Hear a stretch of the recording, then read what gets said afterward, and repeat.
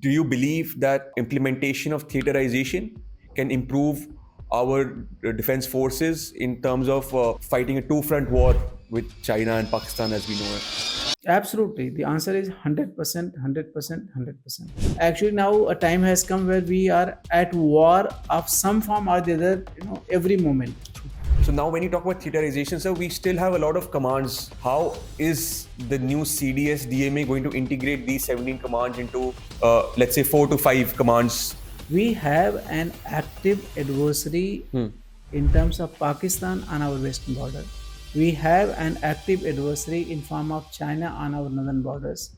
And then there are multiple other challenges which country is facing in the security domain. And therefore, the theaters which come up, they have to be hitting the ground running. They have to be fully fit to take over the operations immediately. Sir, you spoke about theaterization and jointness. How important is the inculcation of technology? Technology, in any case, is being adopted by all the three services, even individually, before the theaterization came, because they are aware that they have to be ahead on this curve in case they have to win their adversary. What are India's threat and challenges, and as well as opportunities at the moment, according to you, sir?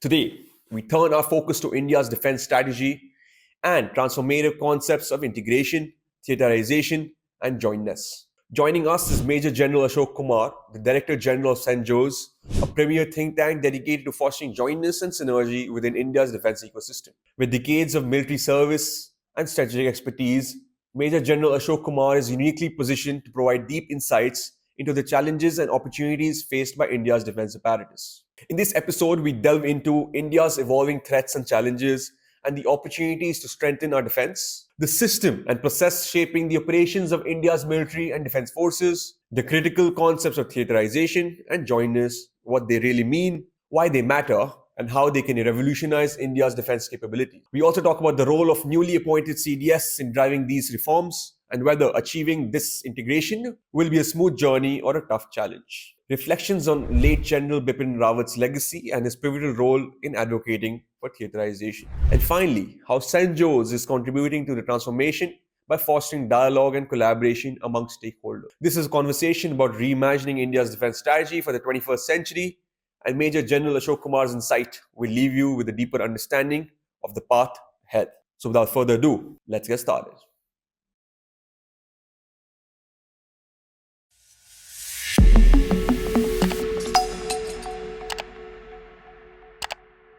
Before we dive into today's conversation, I want to take a quick moment and ask for a favor.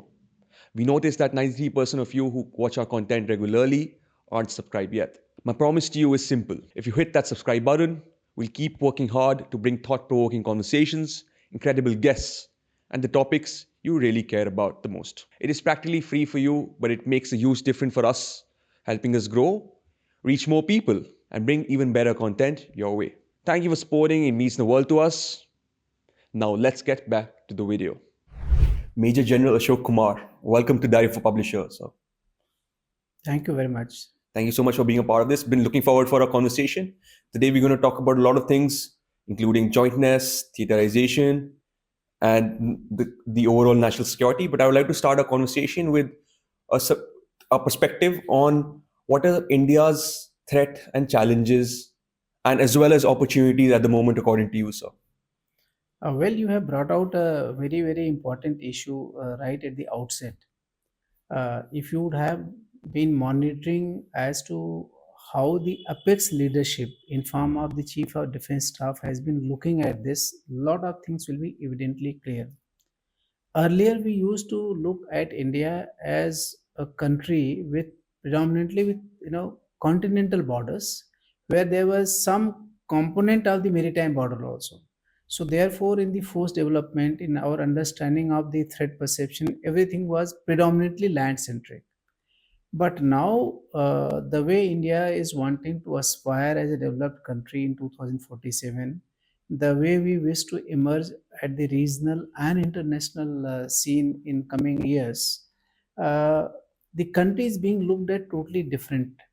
It is being looked at a as an island, really speaking, with some kind of continental borders. So predominantly the primacy of the maritime domain is being more brought to the fore, and that is how the threat perception is also manifesting. As far as conventional threat is concerned, we know that China is our adversary number one. It creates problems. It created the problem in 1962 war, and we fought a war also, despite we going all out to support Chinese. In fact, so much so that we gave away our seat in the Security Council in favor of China. We had the Hindi Chini Bhai Bhai, we had Panchil, still, they did this. And we had thereafter, the skirmish in Sikkim in 1967. Again, in 1987, we had this kind of action in Samdurangchu. We had similar kind of action by Chinese in 2017 in Doklam. And then thereafter, in the recent past, it happened in Galwan. 2020. Followed by, in the entire duration, the Galwan clash also took place, which was actually a backstabbing of unprecedented nature. Right. Of course, now the agreement has been reached on 21st October this year to go back to pre-April, May 2020 positions. Of course, a lot of things have to be done in that. But China, it remains as an unreliable neighbor. It is a country having expansionist agenda. It took Tibet, which was an independent country by itself in its wing. It took Xinjiang. It took East Turkestan. It took large number of countries around it in some pretext or the other part of it. And even at this stage, it is not satisfied. It is creating a lot of problem to the number of countries in South China Sea. In fact, this is the only country in the world, whereas the other countries think of the border alignment on the land. It has also come up with the 9 dash line, 11 dash line, now 10 dash line, wherein it is trying to draw a boundary on the sea also, which is supposed to be free for the navigation for the entire world. Man-made islands, for instance. Man-made islands, in any case, that is how they are trying to expand their exclusive economic zone. So China remains a prime adversary. It will remain so in future years as well. The manifestation may not take place in the conflict and in form of war, and that is good for both the nations. But then India has to be prepared to handle threat coming from China. Not only that, our perpetual adversary Pakistan, with whom we have fought 4 wars of 1947, 48, then 65, 71, and latest being the Kargil. And it has developed a lot of connect with China. And therefore, whatever resources China is developing, it can be deemed to be available with Pakistan also. And Pakistan, because of its nature, wherein as a country, it looks at its entire existence, on the anti-Indian plan. True. So that adversary will also remain in times to come. We can manage our relations. It may remain tranquil for some time. It may, get eroded in some time. But the way the country's edifice is built and the way it is interjecting its resources in Jammu and Kashmir, I think this will also remain a perennial issue. Right. Now, you are also aware that pre-71, in fact, not pre-17, I'll say at the time of partition, the two-country theory was evolved, but the second country, Pakistan, was split in actually two portions. The West Pakistan, which is current-day Pakistan, and East Pakistan, which in 1971, because of our efforts supporting the local population, which were being handled very brutally by the West Pakistani troops, in terms of mass rapes, murders, and all kind of atrocities were being undertaken. They were liberated and they became the current day Bangladesh. Bangladesh also, had varying kind of development in terms of interstate relations with India. But with Sheikh Hasina's government, our relations were one of the best. In her regime of 15 years, we resolved the boundary agreement of those enclaves, which ours were on their side, theirs were on our side. And India did a large-hearted effort. And in 2015, the boundary agreement was signed with Bangladesh. But the recent upsurge, which has happened in Bangladesh, where the Sheikh Hasina has to rush out and move to India, so you'll find the lot of fundamentalists have come to the fore, and they are looking at more favorably towards Pakistan as against India, who has been helping and supporting them in an exceptional manner. So Bangladesh is also likely to be a perennial problem in days to come.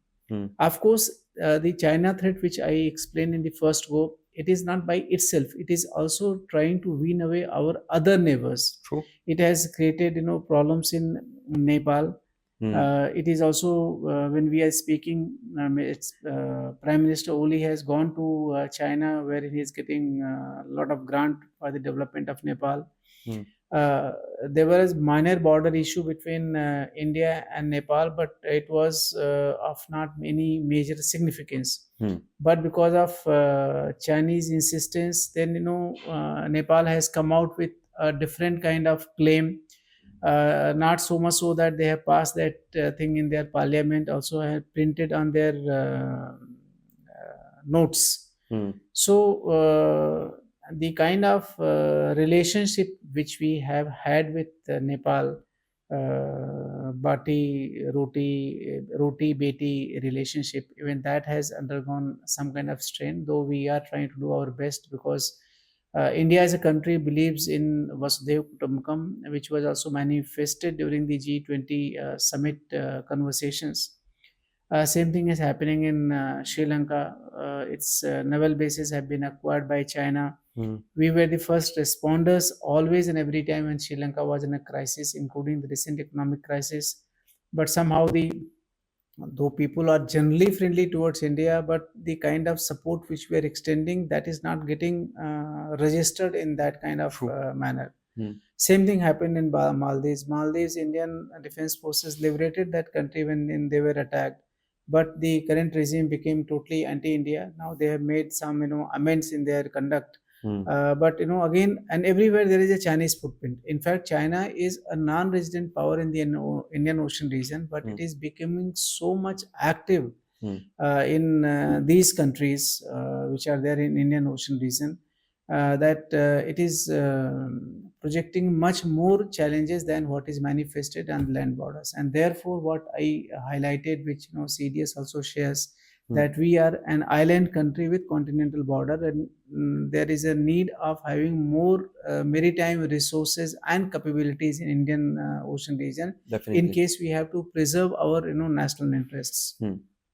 So that is all I have to say as far as the threat perception is concerned. But these threat perceptions which I have talked with you is basically of of a near conventional nature. The threat in real sense is also globally changing in a big way.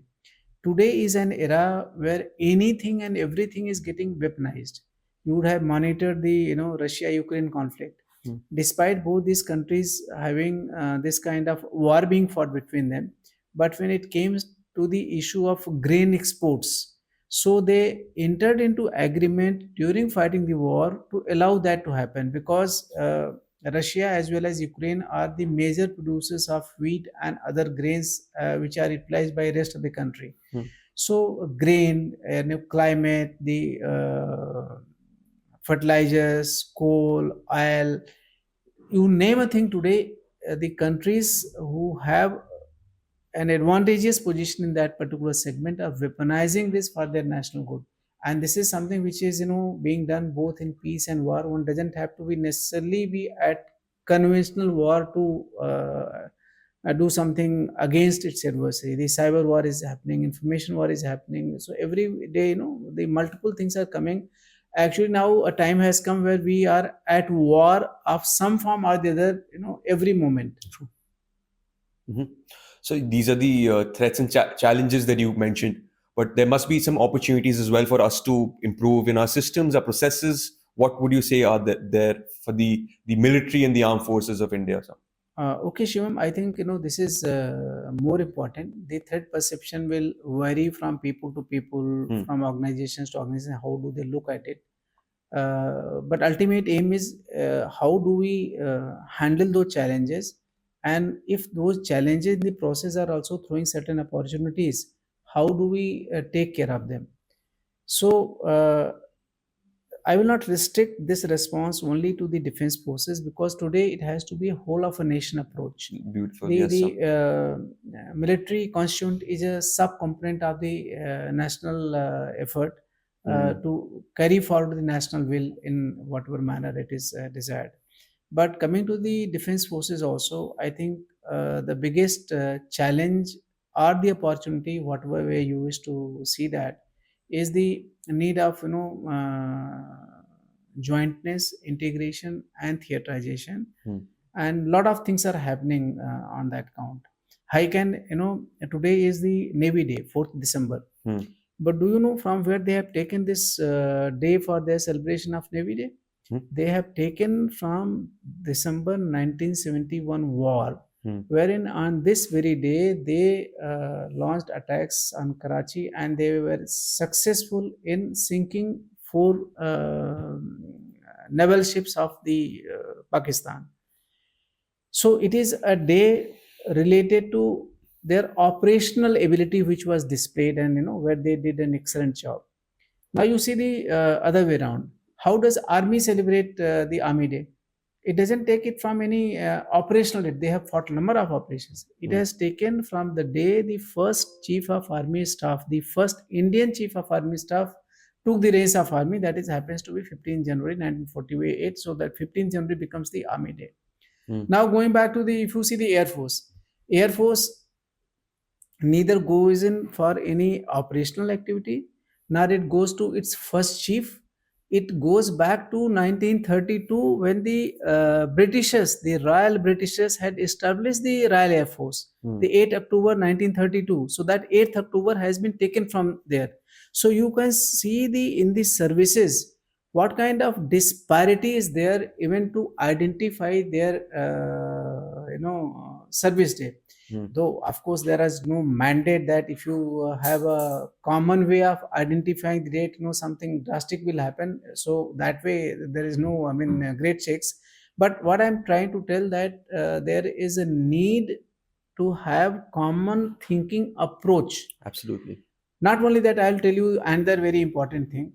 Like we became independent on 15th August 1947. It is but natural that whenever you become independent as a country, so all your hierarchy becomes somebody from amongst your people. So while the prime minister, president, and all these things happen, but see the ownership of the armed forces. On 15th August 1947, Chief of Indian Army was a Britisher. Chief of Pakistan Army was also a Britisher. You'll be surprised and aghast to know that when 1947-48 war was being fought between India and Pakistan, chiefs of both the sides were British officers.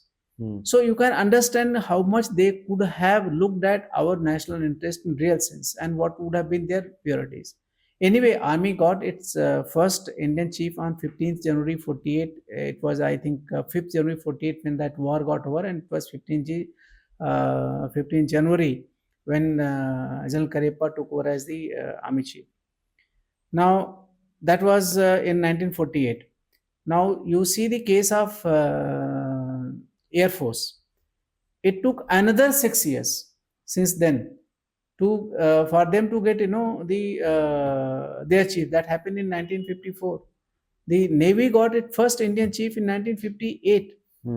Maybe I might have put the date differently between Air Force and Navy, We'll but check and both of them put one of them 154, became chief 158. 54, 58. That's a What long I time. am telling that these are the stages at which the countries came. And you would have seen that the Britishers are famous for their divide and rule. So while going, they have instituted certain measures, they have ingrained in our system so much that we don't rise to our real potential. I don't know whether you have noticed it or not as to why we celebrate 26th January as the Republic Day. Republic Day is the day when we have adopted our own constitution. Constitution was ready in November 1949, but it was not adopted deliberately because it was 26 January in 1930 when the Congress had come up with the full independence call. So they wanted to have that date as a the Republic Day. That's why 26 January was selected. So in real sense, from 26 January 1930 onwards, whatever has been our expansion as part of British India should have been part of India. But then, that time Myanmar was part of India. Bhutan had a special treaty. Sri Lanka was part of the British India. It was not independent at that point of time. Pakistan, both sides in any case was there. So, but while going, they fragmented the country in a big way. And they put their own people in the services, and services probably also allowed that to happen because they thought that in case They're not ready they for are transition. under them, then probably their interest, their growth, their independence will be preserved more. That is how things happen. So, and over a period of time, it is but natural. Let's say suppose you are doing this podcast in a particular way, or you are representing a publishing house which is doing XYZ thing. So you develop a kind of belongingness, and you go all out to ensure that these things progress well. Similarly, the services also over a period of time have developed their individual culture, ethos, way of working, both socially, administratively, and operationally. And as I was, speaking to you in the informal conversation, that Chanakya has said that beneficiary of a system will never let the system improve. Beneficiary doesn't mean that somebody is getting some material benefit. Beneficiary is that if somebody is used to a particular way of functioning, it becomes very difficult for him or her to correct the path. You would have also noticed there's a famous saying that it's not that difficult to put a new idea in somebody's mind. It's more difficult to take the old idea out. So to ensure that the jointness, integration, and theaterization takes place, these things are being attempted in a systematic way. The services the world over have this kind of peculiarity where they protect their turf. Even in the countries where the theaterization has been implemented, they had this problem. Like in case of United States of America, they tried to do the integration and theaterization in the consensual manner, but then they could not do that because of these differences. Then it was forced by the government from top by the Gold Nicholas Act in 1986, and thereafter the forces were asked to toe the line. That's how it has happened there. China, in any case, is autocratic country, so then they decided that it is required. So the orders came of the CCP, and then from 2015 they have also gone in for theaterization. Right. And frankly speaking, theaterization is our need, which we should have adopted long time back. Probably more we would have done it earlier, the challenges would have become that much lesser, because over a period of time new technologies have come. So all the three services have different method of doing their means of communication, means of data communication, the process, protocols, everything is different.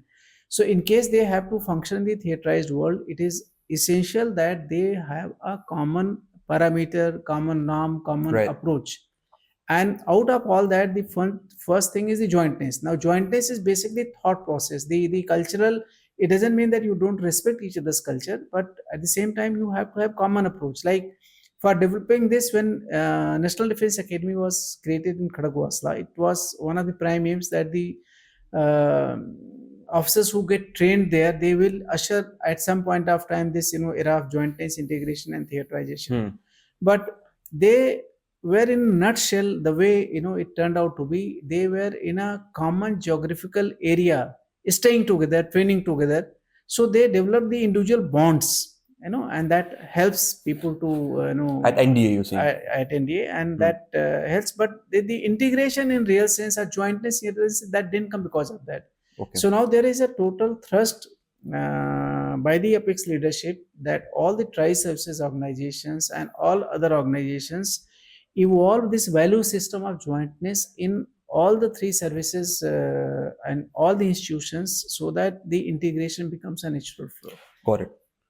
So what I've understood is, sir, to minimize our threat and our challenges, we must, integrate our armed forces, make it joint, and create theater commands in order to counter such threats as well.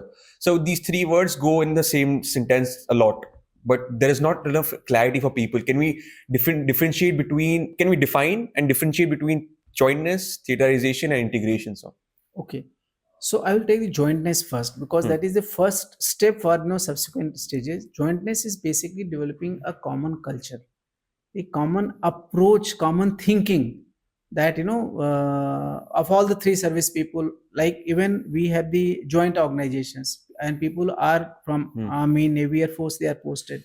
But even in that, invariably they tend to have their individual service based learning and thought process which come to the fore. Got it. So this jointness is basically related to developing right from inception at all levels a common value Ideology. system, common ideology, common culture, common beliefs. So that is the jointness. So this is intangible. This is the intangible. Absolutely, this is intangible, and this will require to be done on a regular basis. Yes, so this will take a long time to inculcate within ourselves. Correct. It will take long time, and it is required to be built up in a sustained manner. And but this is something without which other things will not happen also. So it has to be continued concurrently also. So before you go ahead, so jointness is basically the togetherness of the armed forces. But that I see not just the army, but the navy and air force as well. But sir, our primary institution, which is the NDA that you were talking about, that it comes from jointness as well. Do you agree, sir? No, it was raised for that purpose to my mind, but it didn't throw up that kind of thing, because NDA, the cadets train 1 year for as a combined training, and next 3 years they do the services specific training. Those who join as army cadet, then they do army training, navy, and this thing, and then they are housed in the same complex. They are having competitions, events, and all that, and thereafter, once an officer is commissioned, let's say suppose in army, now thereafter, from the entire service time, he develops the values and ethos of the army itself. The NDA training, whatever little was got, that gets subdued. So it happens with everybody, just if you, so the jointness, the culture has to be something which is imbibed from the first day, and it continues till the time you exit the defense forces. I see. At every stage, it is essential. Got it. What about integration? What's the difference between integration? Now, integration is that basically the way of doing things. That has to be on a common platform. Integration is a normal word. You can use its dictionary meaning. That is what it means in the context of the systems and processes also. Integration means that whatever processes are being adopted by different services, if the outcome is same, the processes have also to be same, and the effort is that, let's say suppose, and each service has developed its own process based on its requirement, its understanding, its experience. So there are certain best practices. In most of the cases, there are best practices. In certain cases with army, in certain cases with navy, in certain cases with air force.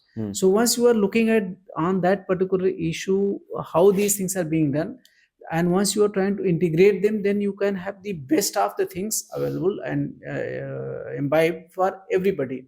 So that makes the system more efficient. It optimizes the outputs. It lessens the requirement of resources, and you are able to do a complex thing much simpler manner.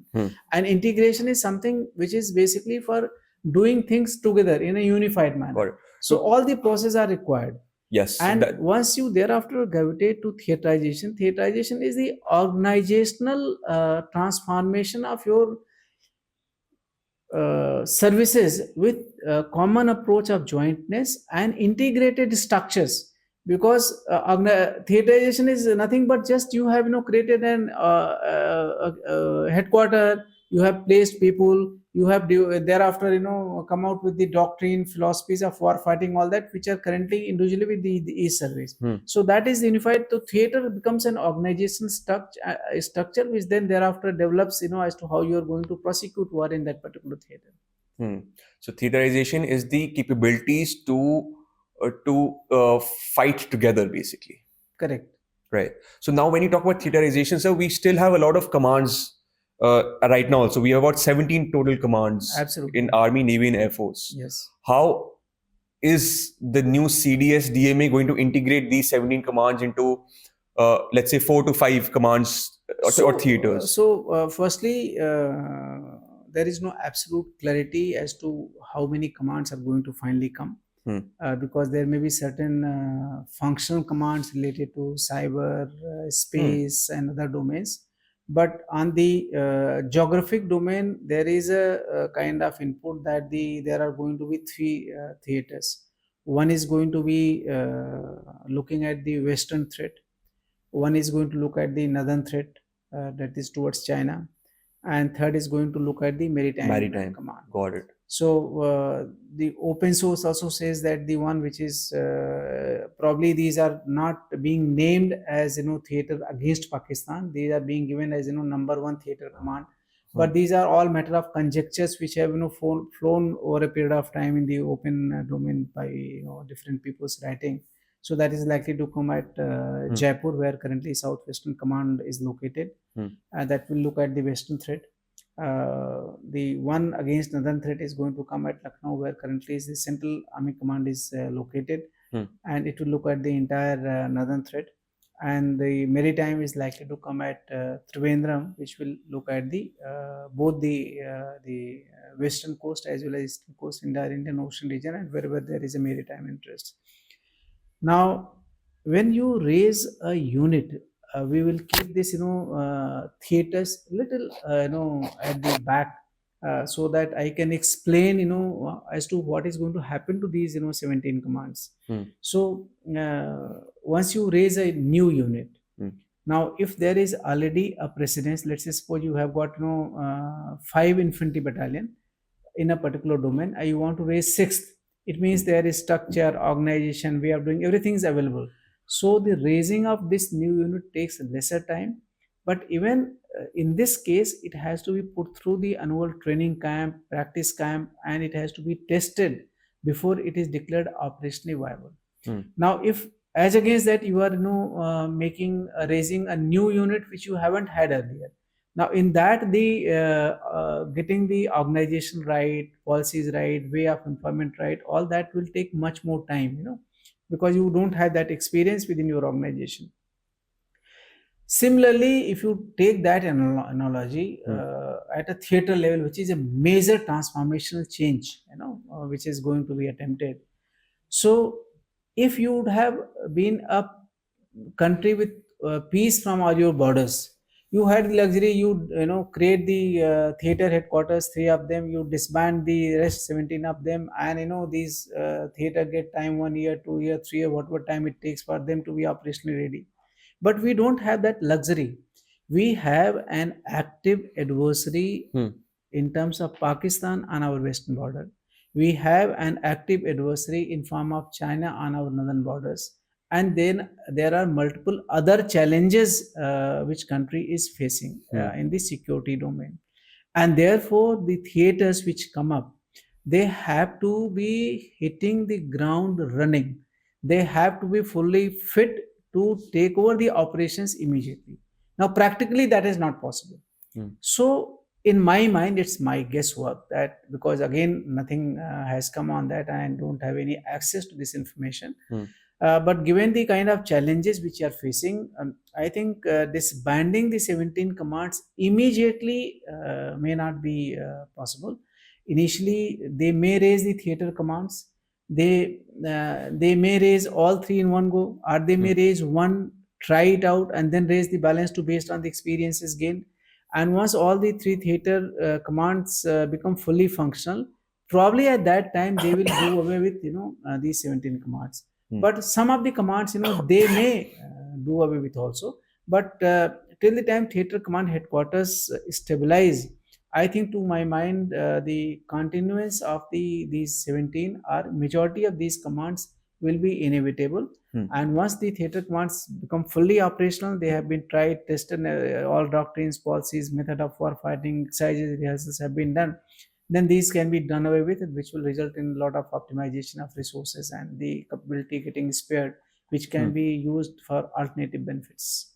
So theater commands, you're speculating that there will be three at the moment. That you think there will be. There could be more also, or it could be less Correct, as correct, well. correct. Primarily three: Western, Eastern, and the Southern, Eastern, which is there's going to be always confusion, but normally we term that as a northern command. But another command. because once you see China, you can look at north also or Yes, east also. East as well. So it's okay, And the but it South is one is called the Maritime the that is the Theater. maritime command, because Got it. primarily it is the maritime. So the main person of all these theaters would be the CDS.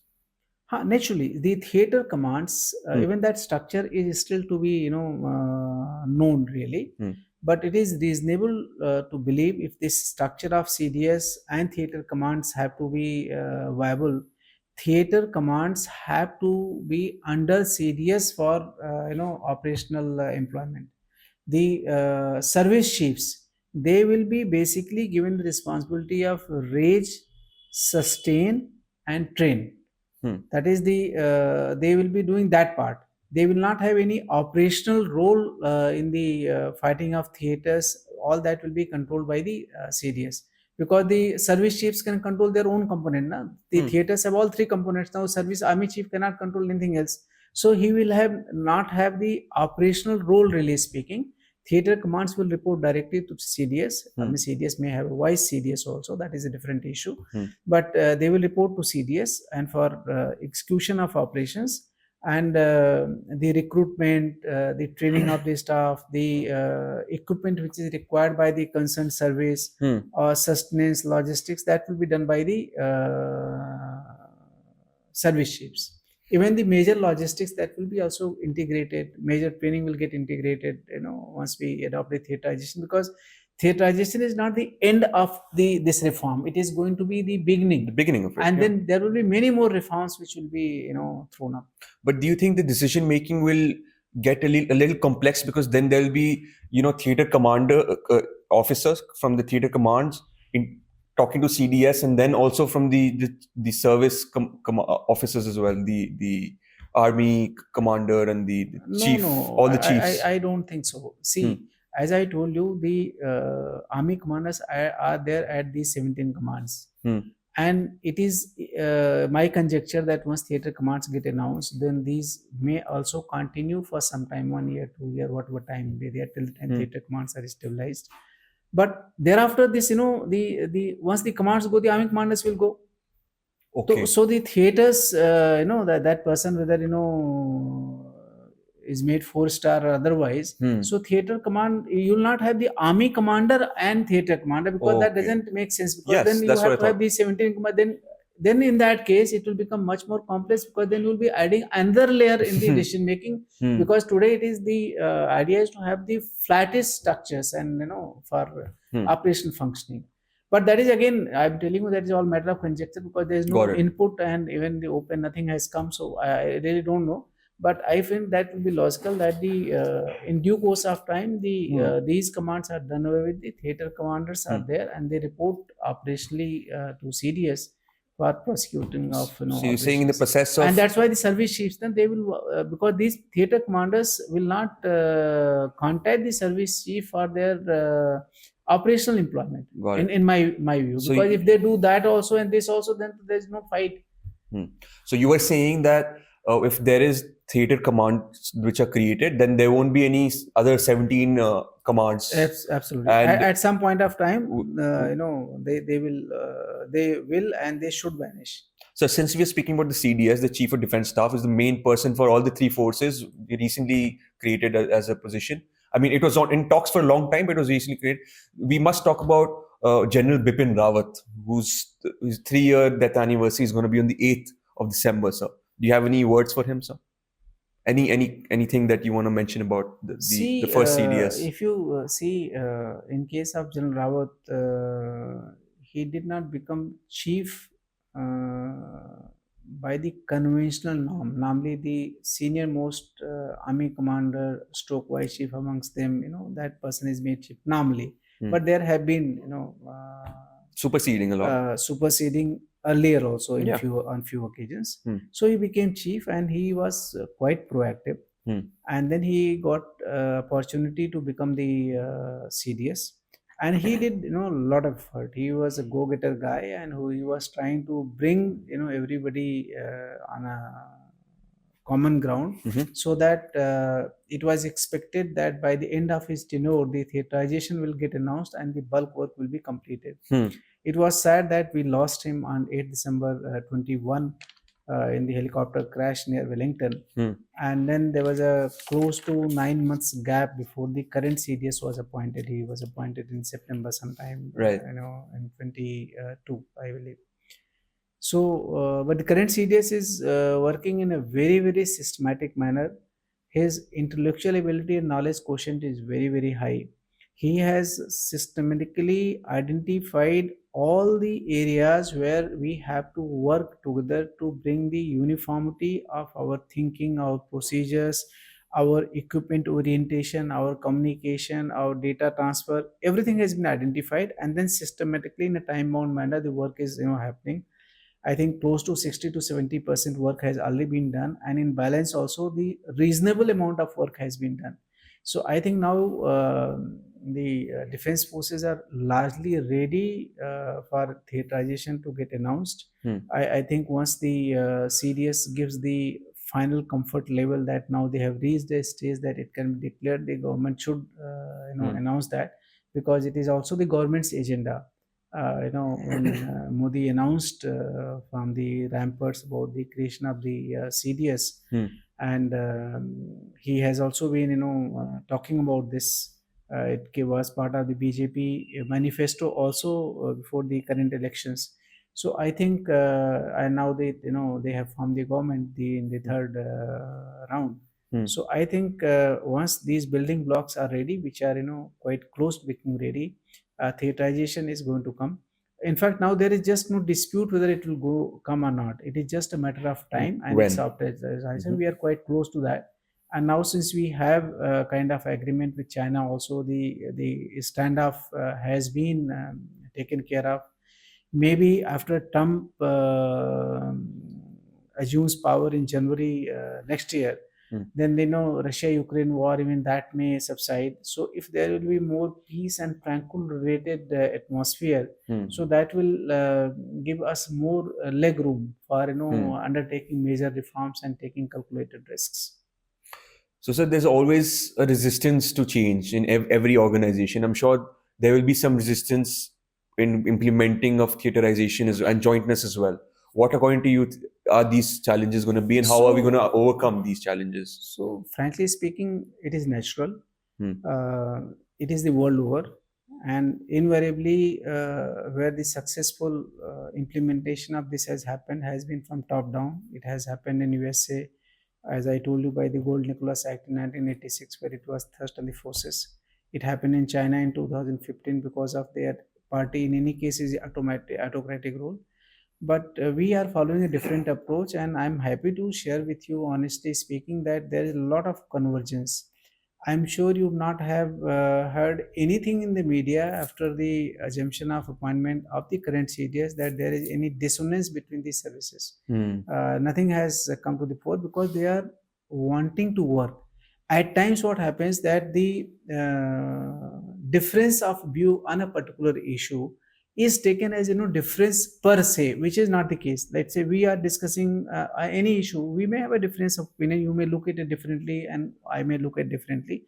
But that doesn't mean that there is any shortfall. Actually, that matures the outcome much more better. Whatever interaction I have had people, I think all the three services are inclined and geared for this change. And in case of India, this will be the first country where it may happen with the willingness of the services that are being thrust on them by the government. Right. So you were a director general of one of the premier think tanks that work towards jointness. It's called Senjos. Do you want to tell us the role of Senjos in the theaterization or the jointness or integration? So, Senjos, I will just tell a word as to how it came up to the fore. You are aware that in 1971 we created a country. In just 2 weeks' time, Bangladesh was created, and we had 93,000 prisoners of war, an unprecedented win nowhere seen elsewhere in the world. And that was the difference between the capacity between India and Pakistan. But then Pakistan surprised us in 1999 during Kargil. We were taken off guard. Hmm. And of course, we finally threw them out, and that is a different story because of the valor and commitment of our people and the younger generation. But then the Kargil Review Committee was formed, which went into the details as to how this thing has happened, what were the flaws, so that we don't repeat it in future. So after the Kargil Review Committee submitted the report, then the Government of Ministers was formed to make the recommendations. And one of the recommendations given by the Government of Ministers that we must have a tri-services think tank which can provide independent inputs to the decision makers. Invariably, what happens? The decision makers all over the all government organs, or anybody for that matter, get consumed in the routine. The thinking time or the relaxed thinking time is not available. So that's why we were created, and with the current thrust on jointness, integration, and theaterization, we have increasing role of analyzing various issues, providing the doctrinal inputs, providing the policy inputs, and undertaking a lot of things towards the jointness, and especially in the war fighting domain as against anything else. Right. So, what is the think tank's role in this process, sir? So the we come under headquarter IDS, then CDS, and then Ministry of Defense. So whatever be the doctrinal issues, the policy formulation, so those are the areas where the headquarter IDS asks our independent views. We do the research and we provide them the inputs, and then depending on that, they move forward. So we act as a kind of organization where the independent inputs without any bias, whatever is available in open domain, whatever is happening the world over, that kind of thing we share with them, and then they can take their decision. Right. Sir, you spoke about theaterization and jointness. How important is the inculcation of technology, because there's so much advancement in today's time. We see artificial intelligence coming in, robotics, the problem of cyber as well. How do you think theaterization can improve inculcation of such technologies? Well, actually, this is the most important aspect, because there are three changes which are sweeping the world. One is the geopolitical changes, then the geo-economic changes, and third is the technology-driven changes. And out of these three changes which are driving the world, the technology-based changes are the most important.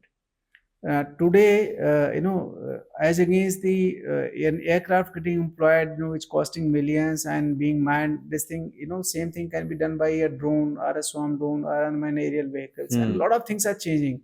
So technology is one thing which is a major disruptor which has come in today's time. It has provided nations which don't have requisite finances, also the war fighting abilities.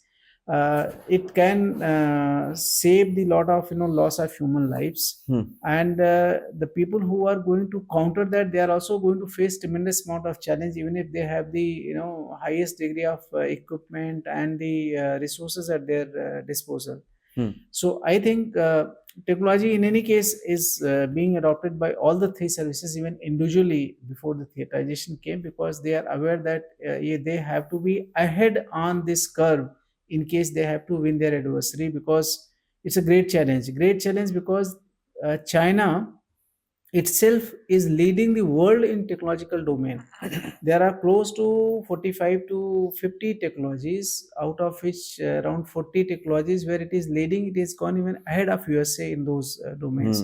And whatever technology is available with China can be deemed to be available with Pakistan in some way or some form, because of the close nexus which they have developed. So I think technology is something which is very, very critical.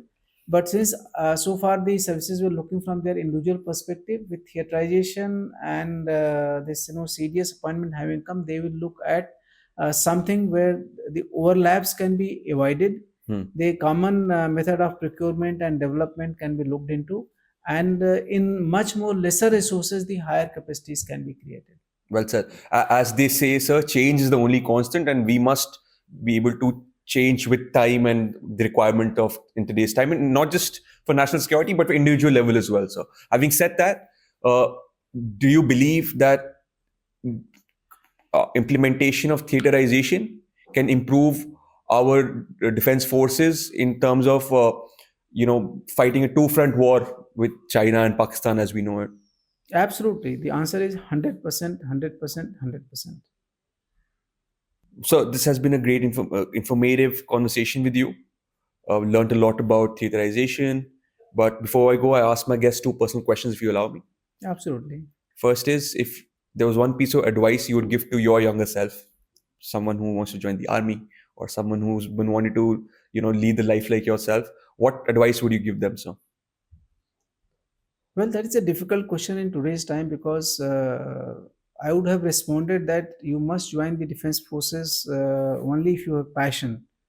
And but today the requirement of job, even in army, has been related to the need of the job also. Hmm. So if you have passion, you must join the armed forces. But if you join for any other reason as part of your employment, you must develop passion, because without that, it's a army is not a finally a job in finality. It is a way of life, and therefore, if you have joined as passion, all the best. If you have not joined as a passion, only as a job, there's nothing bad in it. But then develop that passion and live this as part of your life.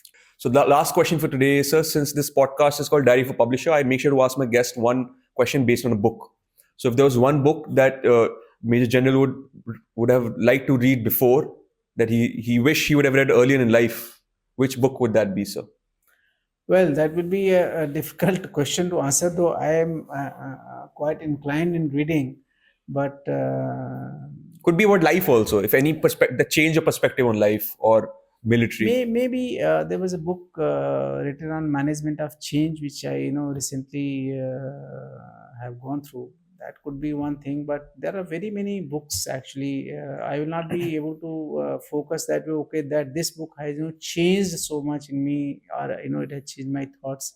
I'll not be able to relate any book in that sense. You want to mention any of the books that you have written? Well, that is, I myself have written, I've written, China Betrays Again, and which is basically looking at the multiple dynamics of, China as to how it is doing and what, including the historical perspective. And, it takes, looks into the multiple aspects. And of course, my second book is the Indian Churnings and the Global Stage, that looks at the multiple issues, which also includes the social issues, the policy issues, political issues, the healthcare issues of veteran. And now I'm also planning to write 2-3 more books. Let's see, when do they get completed. All of Sir's book will be down in description. Make sure to check them out. Sir, thank you so much. This has been a beautiful conversation with you. Learned a lot of insights, and a lot of inspirational as well in terms of understanding change. Thank you so much for sparing the time at Dive Publishers, sir. Thank you, Shivam. Thank you very much.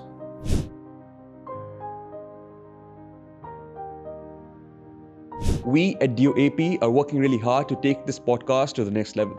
Our guests are going to get even better. Our production quality is going to get even better. And hopefully, I'm going to get even better too. Most importantly, we are committed to being consistent and continue to do what we love the most. Until then, keep reimagining yourself and know that the power of change lies within you. Jai Hind.